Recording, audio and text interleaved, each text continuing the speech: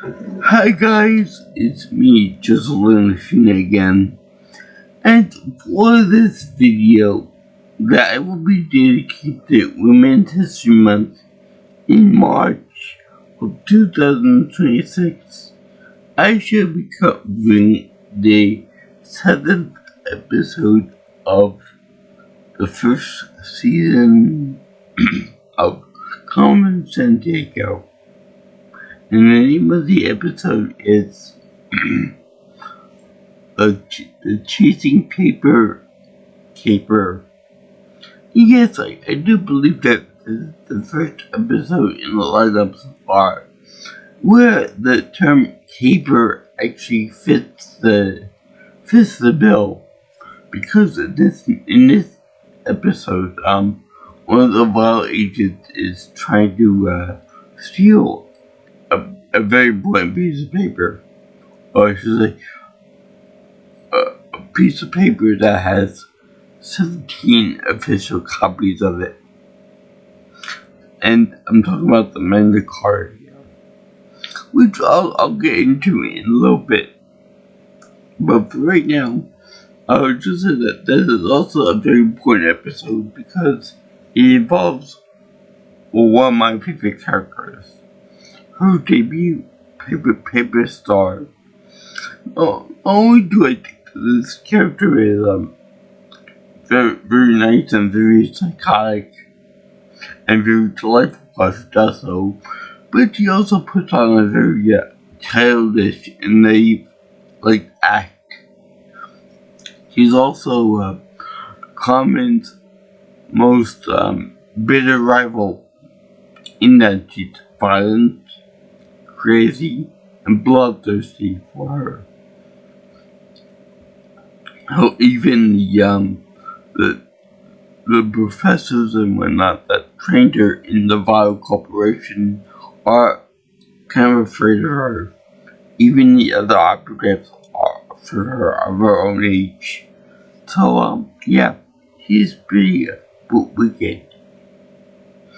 And she's also voiced by the very lovely and pretty Kikimo Glenn, which I had no idea that she actually voiced this character. I'm serious, I couldn't tell with her by just the voice. Because in the show Orange is the New Black, Kikimo was more of she was very distinctive in her voice, in that she was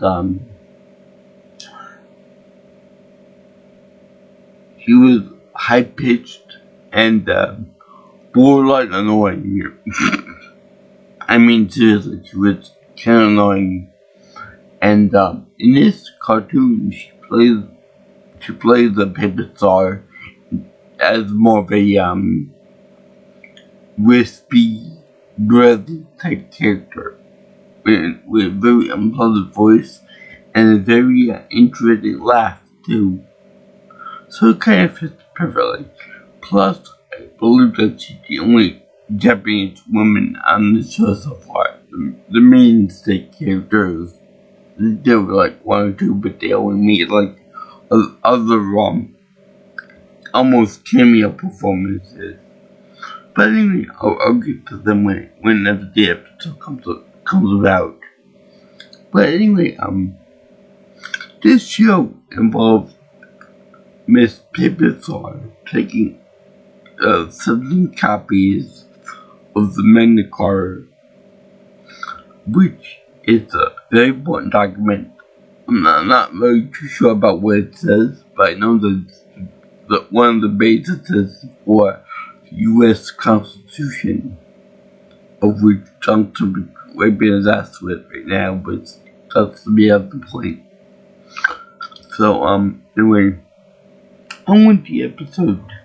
Now, Professor Maelstrom actually makes this very interesting speech about psychotics and being nuts and all this stuff, and then want to break the rule of law. So how do you do that? You break the law by stealing the basis for Western democracy. Now, it's funny that after he makes this full speech, he said that, what's her name, Coach Brunt doesn't know what the Magna Carta is, and probably thinks it's a kind of fancy food or something or other, which would be a pretty good guess for those people who don't know what those documents are, but Magna Carta was like the thing that was the basis for the Constitution, like I said before, but it came like 500 years before that. So I'm not 100% on it, but I know it's a pretty big important document, and I know that Coach Brunt, not knowing what he is more or less a both of for calming purposes, because he's from the great state of Texas.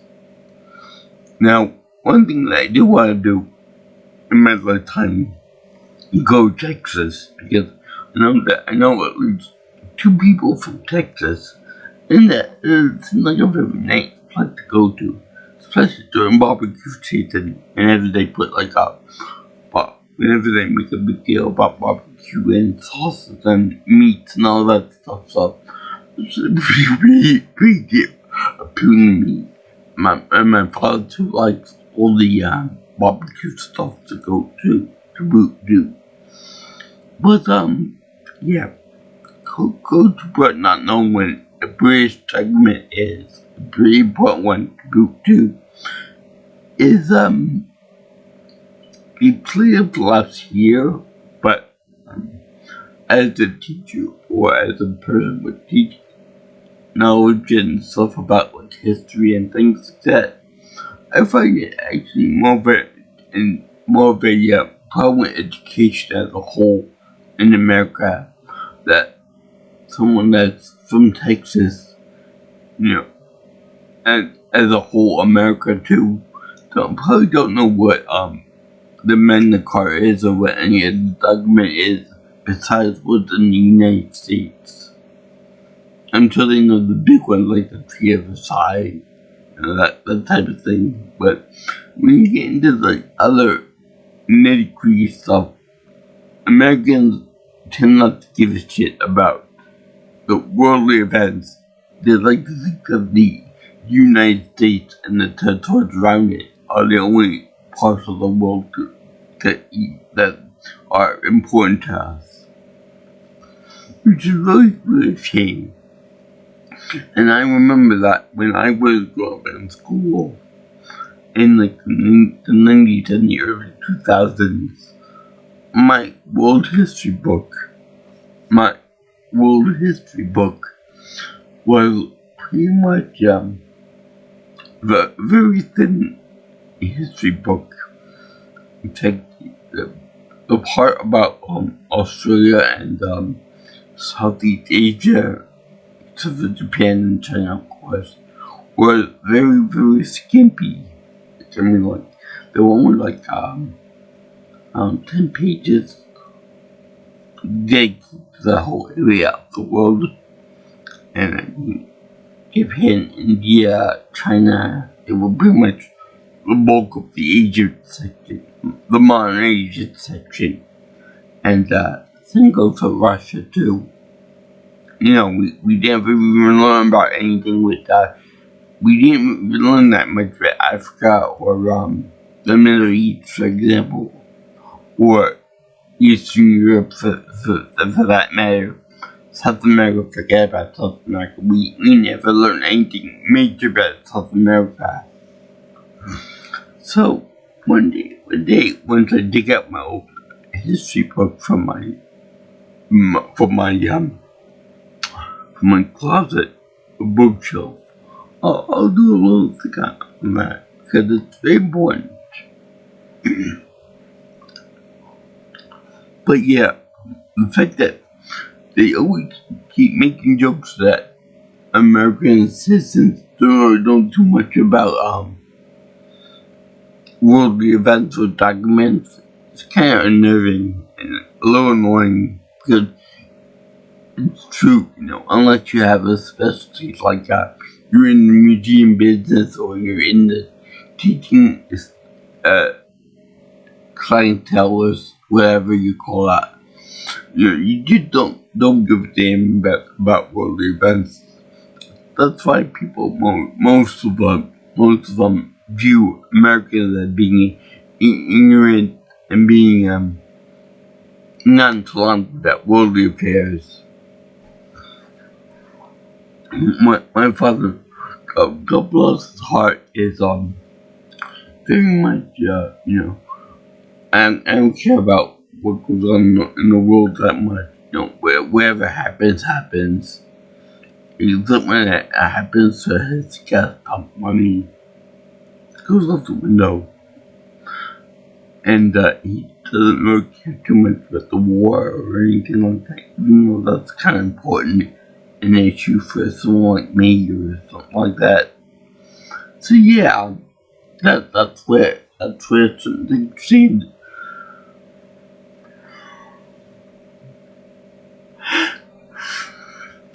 But yeah, I'm still gonna make fun of the fact that most Americans don't give a crap about world affairs. Cause I know people that really don't care about world affairs and what goes on outside the United States. Anyway, you can make an argument whether that thing about not caring about the affairs of the world is more of a judgment to people in Texas because there are proud people and stuff. But yeah, it's a big problem in the United States. So anyway, Professor Maelstrom says that he wants to send us a new operative to take care of the men in the car, collect them, the old things, and because it gives the paper, being that the men in the car is paper, it was written on an old piece of parchment or something. I don't know what it was written on and stuff. That paper saw would be the perfect person to fetch it for him, or the 17 copies of it. So she's called up and have to go there. Now Carmen had to go there to protect it because she's in the business of protecting good artifacts, good items from the bad guys, and then return them to the good guys. So she does that, and she found about it in the Mumbai Museum. I don't know if that's what it's called, but it's a museum that's located in Mumbai, one of the major states of India, of all places. And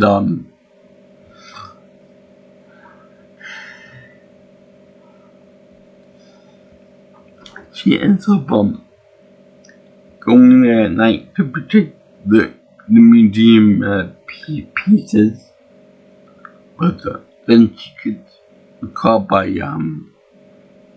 Paper Star, and Paper Star and her go back a little ways because he's like an former classmate of her, and she used to do like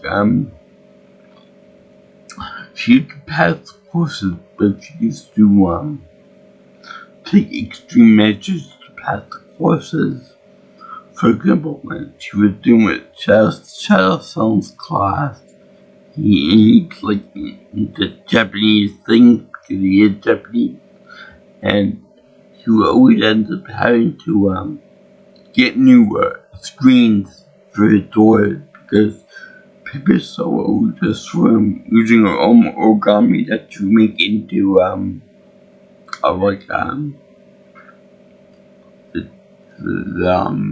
stricken stars. So that was all well good. And it's also the fact that I would think that she makes quotation about Carmen's outfit, saying that it's red. It'd be the perfect color for her, being that she can cover up the stains of blood. And I forgot which film. I think they get that line from the Deadpool movie, because she said that the red covers up such a dump. People shooting at me and stuff, and blood and everything. So that was actually pretty cool. But I would say that this character is more or less like a female Japanese version of Bullseye from the old Marvel comics, because she never misses. So she probably gets peeved at Carmen for making her miss all the time, and she eventually does make a hit on Carmen's the rim of her hat. Yeah. But it's funny because it gets repeated in the next episode. So I guess it must be like a Wolverine regeneration hat. But anyway, I just love the design of this character, because she had like a Japanese style to her that's I'm not even gonna bother with because of the name, because I know that it's gonna get wrong, but best thing I got for it is Shinjuku. It's a style in Japan, like a rebellious culture type thing. We know what I'm saying and whatnot. But anyway, she embodies that Purell with the hair and with the stickers and stuff on her person. And the voice is also pretty good. Also, she doesn't really walk into a room, she skips into a room. Even when she goes to meet the Council of Five in the end of the episode. So she skipped and she had like a makeup on her face that's how should I put this? She looks like she's always puckering up to kiss someone or make fun of them for some reason. But yeah, I enjoy her, especially with the voice too. Again, she's like giving like a little kid performance to show that she's very innocent and very naive, but she's cute and innocent, which is just what I like in women. Silent, deadly, and in Japanese too. That's a big plus. But yeah, besides that, she's a doll. And this day that I look about them in this episode, all the freaking paper puns that they got for this character between Carmen and between Paper Star. It's really aggravating because she says like Paper Tiger, all kinds of other stuff that there's just so many of them. It's actually pretty annoying too. But anyway, during this one part where they actually fight one another over the Magna Cartas, they actually show Paper Star throwing so many paper objects out of her little I guess you could call it like a garter pouch, where you get all the paper ammo for shuriken and things. and she runs out of it, runs out of ammo. To which Carmen said, ammo, that's what happened when you have a messy shot. Which actually remind me of Stormtroopers, or trying to think, well, that could be a reference to, maybe a Dragon Ball Z thing where somebody uses too much of the blast and stuff to go random and things. Anyway, my question is, why can't you just go over and pick up some of the old, used and missed projectiles, recycle them?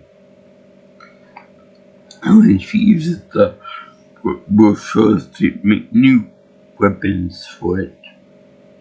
And she uses that to distract and then tie up Carmen Sandiego.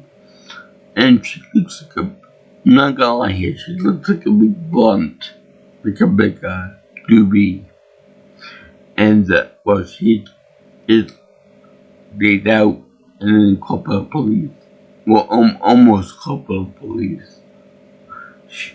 People saw her escape with the men in the cars, in the car A, on the car I, plural.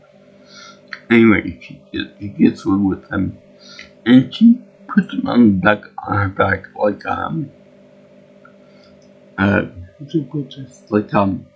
they have in the movie Sucker Punch, in which Baby Doll has to steal that map, and she puts in like a round tube on the back.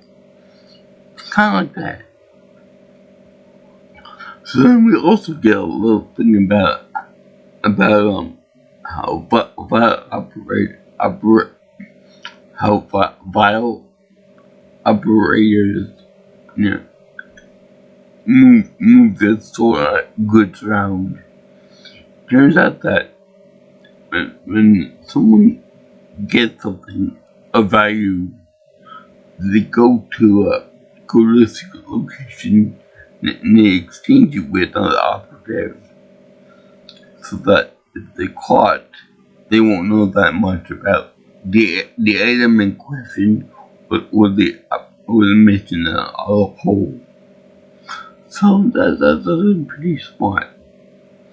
It also reminds me of Halo with the cold protocol, in which they go from they have to use slopes in space to go to one point in the universe, then go back to Earth in case they're followed, rather than going directly to Earth from wherever they are. This way it confuses the enemy if they were being followed, or have a tracker on them or something. So anyway, Paper Star meets up with the Silver previous episodes of people, and she's over there in the basement making like a paper origami blowfish. I like the concept of this blowfish, because at first it's very passive and very nice to look at and stuff, until she decided to strike out a Silver for no reason whatsoever. He said that he wanted to take the men in the car back from, back to the headquarters for as tradition and protocol and that kind of thing, which I explained. But she has other plans in mind, because she wanted to do it herself. Because you're supposed to hand off the important object to somebody else that won't get caught for various reasons. But she said that you look like you're gonna get caught, which you probably did in the past. But this shows her against her superiority complex too.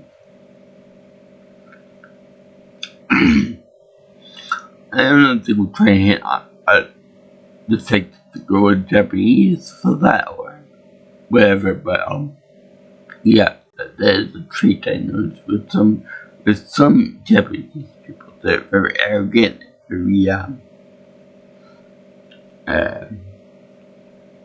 so they think the spirit that Ralph.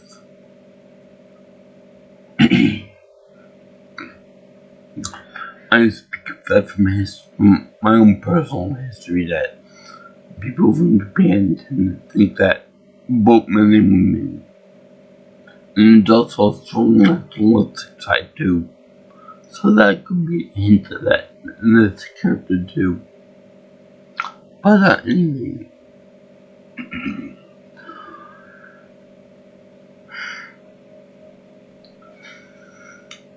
when the guy gets close to her, she swipes at him with the blowfish, extending its spines. And we all know that blowfish are very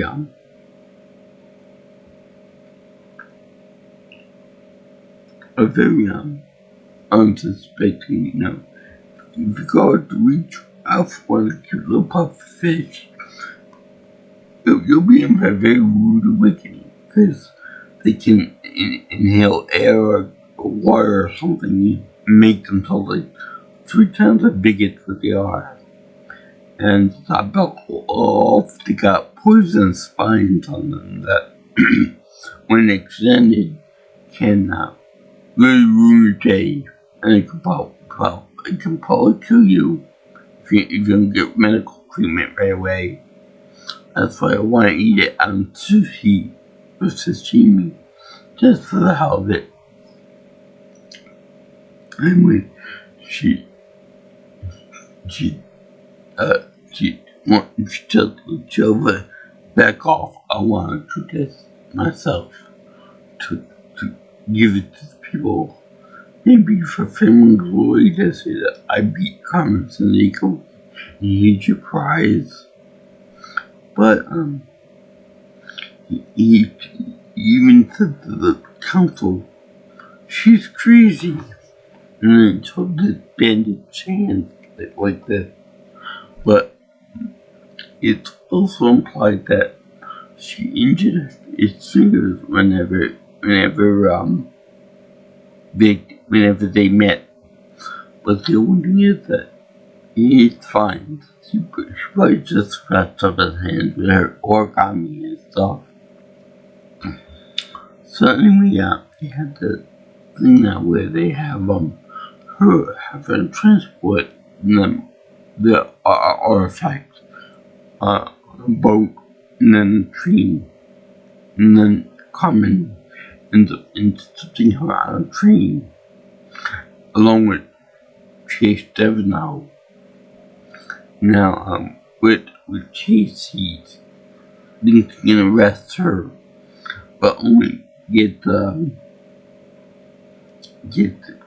arrest himself by mistake, and she ends up putting the handcuffs under the banister in the train, and then he ends up getting one of his legs and stuff. So he ends up getting puzzled into that. And there's a very nice little fight scene between Miss Pipisaw and Miss Sandiego. First, just starts off with her in the stateroom of hers on the train, and then it represents the hallway of the train, and then it's a very nice little class on top of the train. Kind of like an Indiana Jones movie. And it's very fascinating because, originally, Paper Soap looked she was winning. Then Carmen got the better of her and sold back all the magna cars and brought them all back to the museum where they belong. So it was kind of funny to see her actually lose a major fight with her, good rival. You know, Paper Star was more evil than the other people because she's out for blood and more of a perfectionist type of mentality that I have to do this, I have to bring honor to myself and my friends and whatnot. And it's been Carmen's been like a thorn to the side of everyone involved, so I feel it necessary to take her on a part of an honor ceremony type of deal. Anyway, she's very bitter that Carmen actually beat her, and get disconnected the trick card that's underneath her. And it's like pretty cool that she's just hanging there by the signal for the train and stuff. Well, Carmen seems away with the engine compartment with the main car. Now, I think that Carmen is very good looking with that without the trickle and the star hat. That doesn't me out. And also, I found it very interesting that I would find it really interesting if Paper Star ever talked in Japanese, in full-on Japanese. And because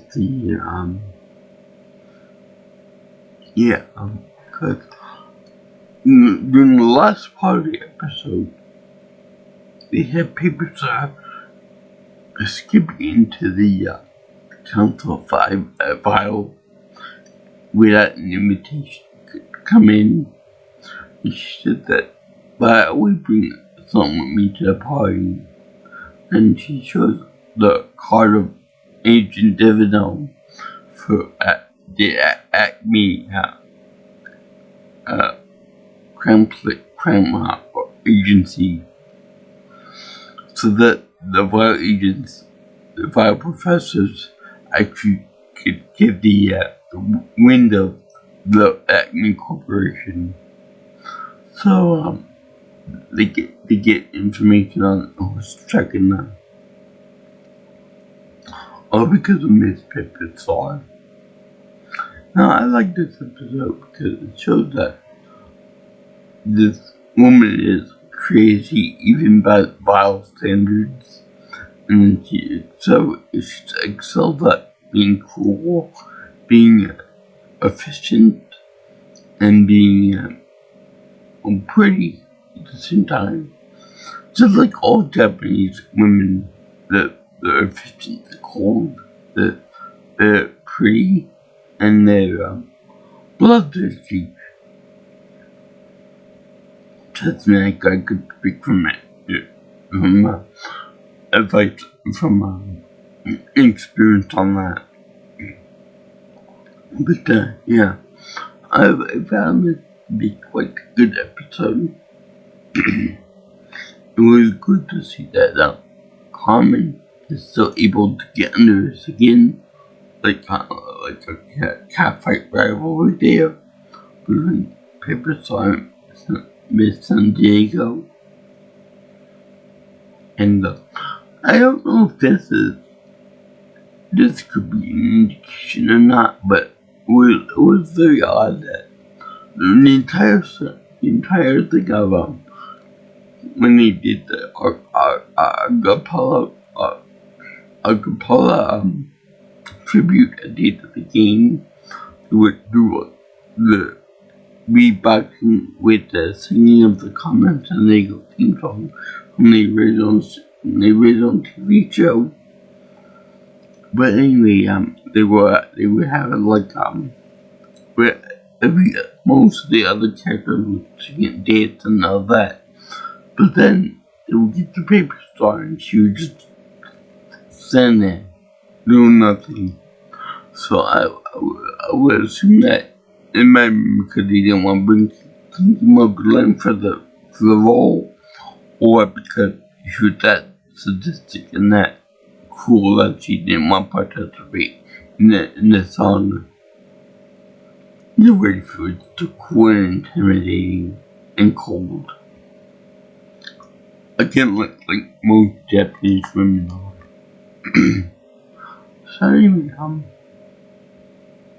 like the fact that even the operatives and even the professors want to stay clear from this girl because she lose Karen and she's psychotic and she's the headmaster Maelstrom's best pupil, if that means anything anymore. Just like Carmen was. So there was a little bit of a rivalry between the two a female rivalry, which is the worst kind of rivalry. So anyway, I thank you for watching my video on the the chasing paper keeper. That'd be episode number 7, season 1. Now, I have to admit, the name the chasing paper keeper remind me of the movie Chasing Amy. I could be wrong on that, but it's probably because the paper thing. And I like the way they showed that Carmen was actually in danger of being caught or losing and dying at the hands of Paper Star because she's that ruthless and that crazy. And I can understand the joke, yeah. So I'm going to say, I did this for my Women's History Month in March of 2026 because it was fun.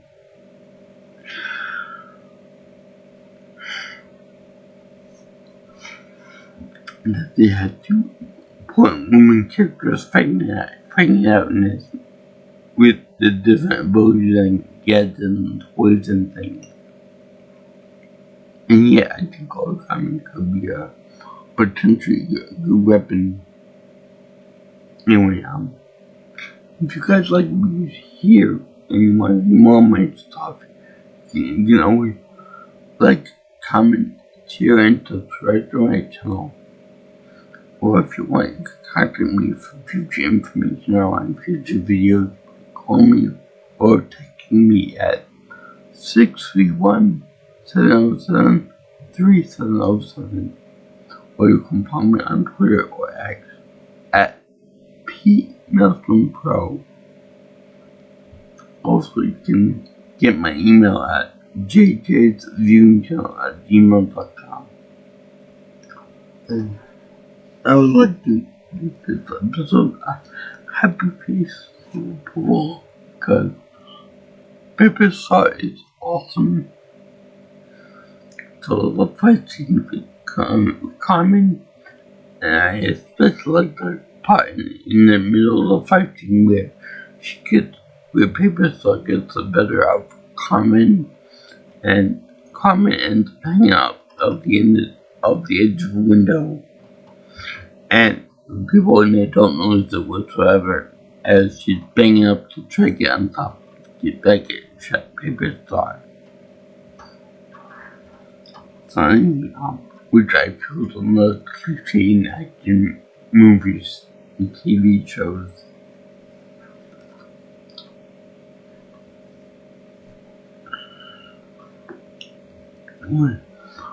I even like this type of animation and action stuff inspired through all this too. Peace out, my brothers and sisters. I'll see all you girls and guys to land in the next video. Sayonara, arrivederci, ciao ciao.